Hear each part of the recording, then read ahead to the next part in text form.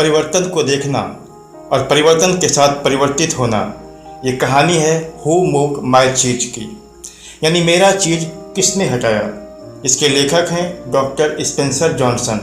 ये किताब हमें जीवन में बदलाव के साथ बदलना सिखाती है। ये कहानी है 4 मज़ेदार पात्रों की, चीज की और भूल भुलैया की। वे 4 पात्र हैं स्नफ, स्केरी, हेम और हा, जिनमें स्नफ और स्केरी 2 चूहे हैं।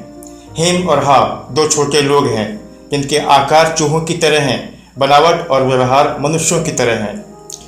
ये चारों पात्र अपने भूल भुलैया में अपनी मनपसंद चीज़ की खोज करते हैं। यहाँ पर चीज़ प्रतीक है उसका जो आप अपने जीवन में पाना चाहते हैं। यह कुछ भी हो सकता है, अच्छी नौकरी, व्यवसाय, मनचाहा रिश्ता, पैसा, बेहतर स्वास्थ्य, मन की शांति।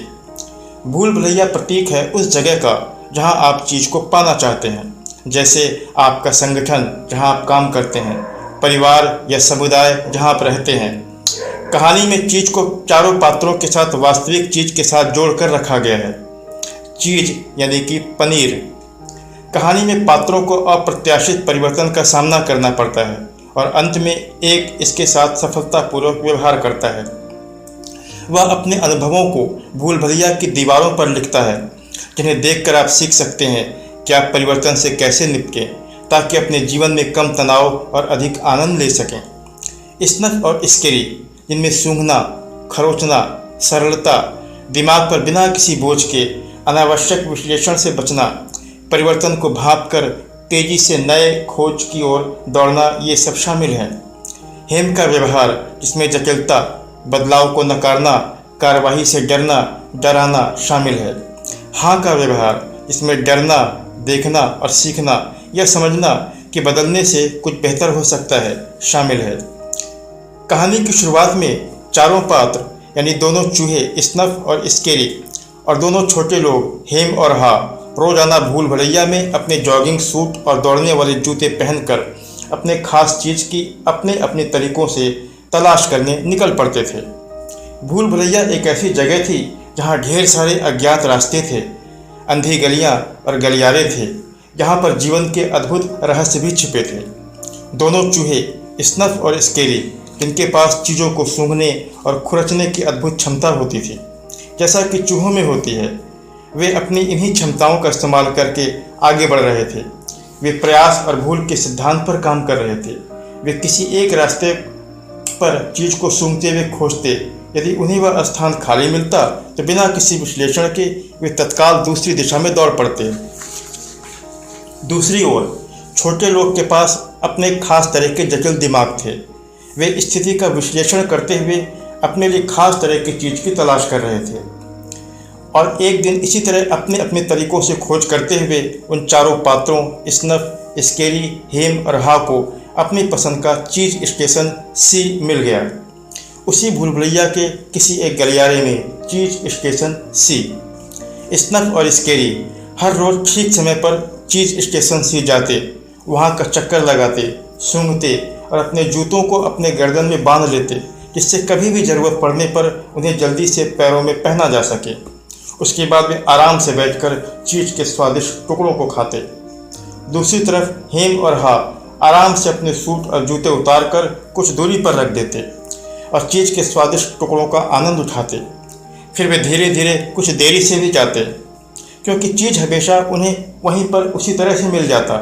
उन्हें पता चल गया था कितना बड़ा चीज़ का भंडार बड़ी खोज के बाद उन्हें मिला है, जो शायद कभी ख़त्म नहीं होगा। वे कभी ये नहीं सोचते थे कि ये चीज़ वहाँ कैसे आया होगा या उसे वहाँ किसने रखा होगा, बल्कि वे हमेशा यही सोचते कि चीज़ हर रोज़ वहाँ वैसा ही मिलेगा। उन्होंने उस चीज़ के विशाल भंडार के आसपास अपने घर और सामाजिक जीवन का भी निर्माण कर लिया था। कुछ ही समय के बाद वे मानसिक रूप से बहुत ही निश्चिंत हो गए थे अपने चीज़ को लेकर। वे बिल्कुल भी नहीं देख रहे थे कि चीज़ स्टेशन सी के आसपास क्या हो रहा है। वे वहाँ रोजाना होने वाले छोटे छोटे परिवर्तनों से बिल्कुल अनजान थे। दूसरी तरफ स्नफ और स्केरी अपने पहले दिन की दिनचर्या की तरह अभी भी बने हुए थे। वे जल्दी से तैयार होकर चीज़ स्टेशन सी पहुँच जाते। वे पहले सूंघते, खरोचते और तेज़ी से चीज़ स्टेशन सी के चारों ओर चक्कर लगाते। और ये देखते कि पिछले दिन की तुलना में आज क्या परिवर्तन हुआ। वे रोज़ वहाँ होने वाले परिवर्तनों को देख रहे थे। उसके बाद वे अपने जूतों को अपनी गर्दन में लटकाकर बांध लेते और फिर बैठकर चीज़ का आनंद लेते।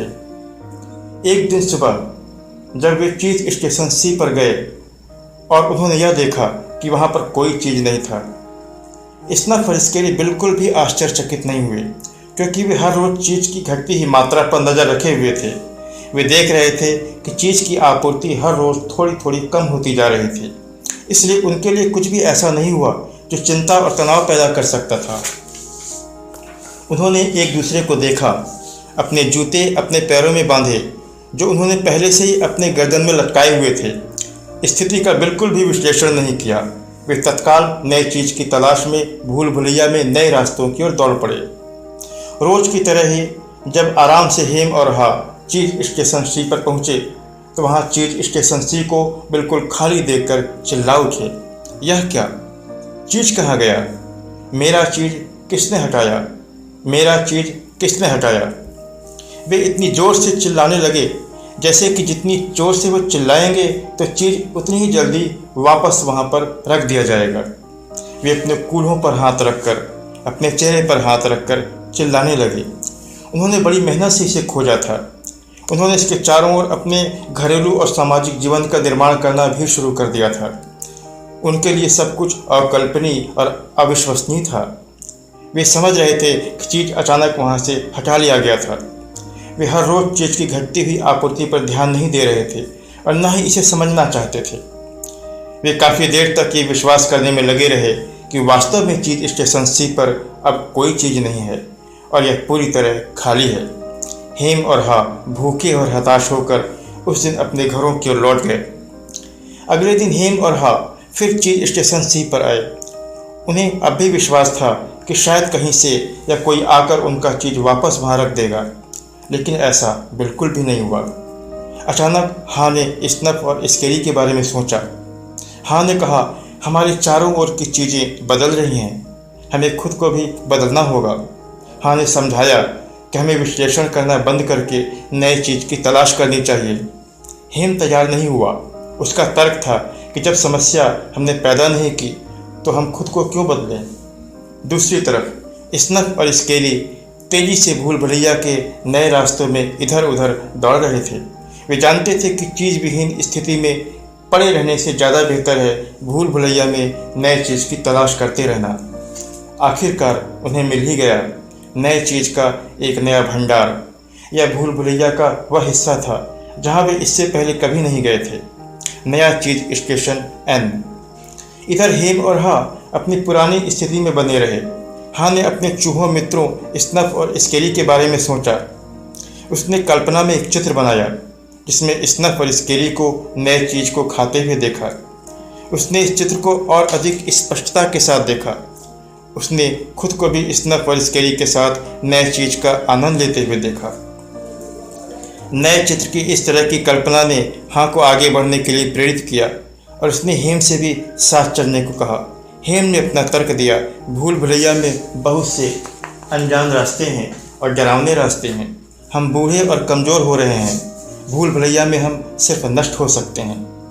हेम की बातों से हाँ का डर फिर वापस आ गया। वे वही करते रहे जो हर रोज़ करते थे। वे खाली चीज़ स्टेशन सी पर चीज़ वापस आने की उम्मीद से जाते और निराशा और चिंताएं लेकर घर वापस आ जाते। एक दिन हेम और हा अपने औजारों के साथ आए। उन्होंने ये सोचा कि शायद किसी ने उनका चीज़ दीवार के पीछे छुपा दिया होगा। वे छेनी और हथौड़ी से दीवार में प्रहार करने लगे। उनकी इस मेहनत के परिणाम के रूप में दीवार में सिर्फ एक बड़ा सा छेद दिखाई दिया। उनकी गतिविधि और उनकी उत्पादकता का अंतर साफ दिख रहा था।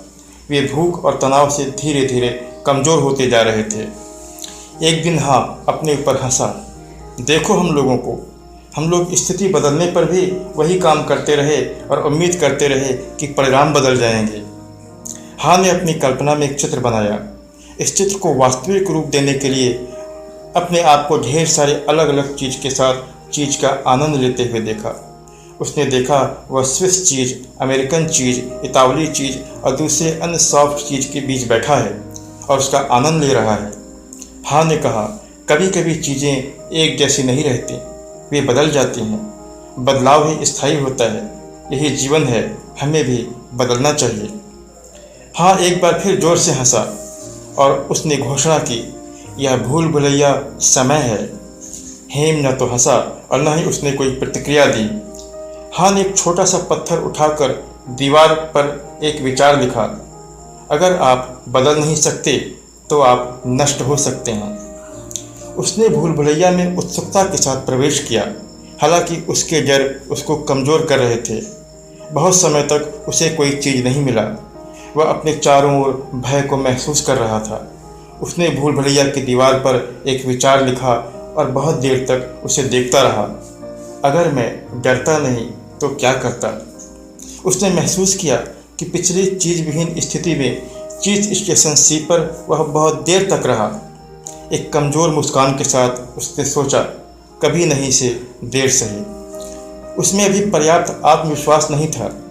वह भूल भुलैया के अंदर उलझन भरी स्थिति में था, क्योंकि पिछली बार की अपेक्षा यहाँ की स्थितियाँ काफ़ी बदल गई थीं। उसने यह भी याद किया कि चीज स्टेशन सी का चीज एकाएक ख़त्म नहीं हुआ था। उसकी मात्रा धीरे धीरे कम होती जा रही थी।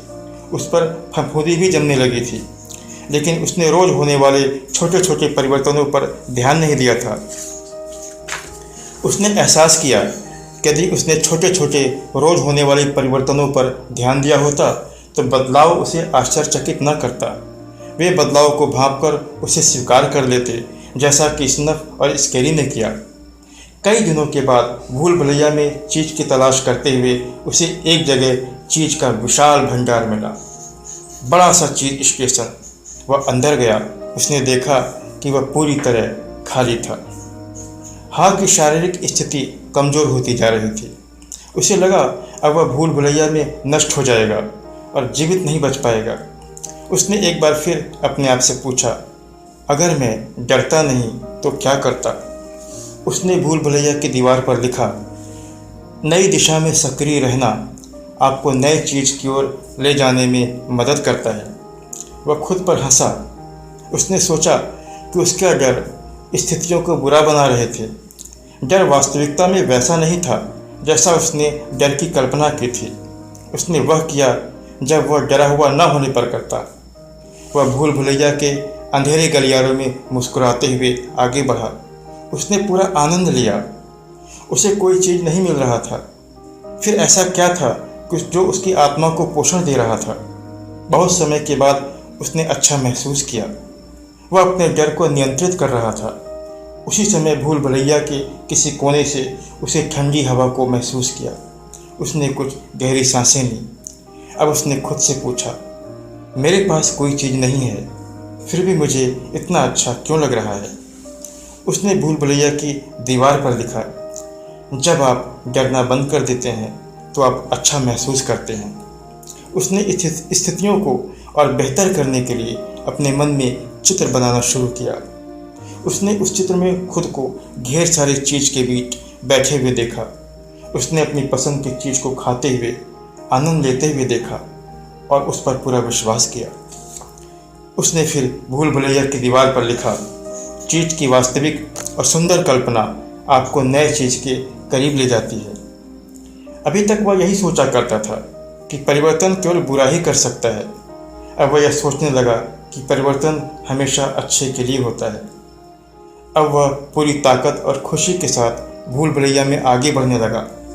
उसे फिर कुछ स्वादिष्ट चीज़ के टुकड़े मिले जो वास्तव में बहुत स्वादिष्ट थे। कुछ हेम के लिए भी उसने रख लिया। उसे एक बार फिर भूल भुलैया में चीज स्टेशन दिखा, पर यह खाली था। केवल कुछ स्वादिष्ट टुकड़े इधर उधर पड़े मिले। उसने हेम के बारे में सोचा। वह हेम के पास पुराने चीज स्टेशन सी गया। उसने नए चीज़ के टुकड़े दिए। हेम ने कहा, मुझे मेरा वही चीज़ चाहिए और जब तक वह मुझे नहीं मिल जाता मैं यहीं पर अपनी चीज़ का इंतज़ार करता रहूँगा। हेम से निराश होकर हाँ फिर अपने रास्ते पर भूल भुलैया में वापस आ गया। उसने दीवार पर लिखा, जितनी जल्दी आप पुरानी चीज़ को छोड़ते हैं उतनी जल्दी आप नए चीज़ की ओर बढ़ते हैं। उसने यह जान लिया था कि चीज़ न होने पर भी वह कैसे खुश रह सकता है। उसने अपने आप को भीतर से बदलना शुरू किया। उसने दीवार पर लिखा, भूल भुलैया में चीज़ की तलाश करते रहना आपको ज़्यादा खुश रखता है, बजाय इसके कि आप चीज़ विहीन स्थिति में बने रहें। परिवर्तन हमेशा होता है, चाहे आप इसकी अपेक्षा करें या न करें। परिवर्तन केवल तभी आपको आश्चर्यचकित करता है जब आप इसकी अपेक्षा नहीं करते। हाँ ने भूल भुलैया की दीवार पर लिखा, पुराने विश्वास आपको नए चीज़ की ओर नहीं ले जाते। हाँ ने महसूस किया कि नए विश्वास उसके नए व्यवहार में बदल रहे थे, जो उसे नए चीज़ की तलाश करने के लिए प्रोत्साहित कर रहे थे।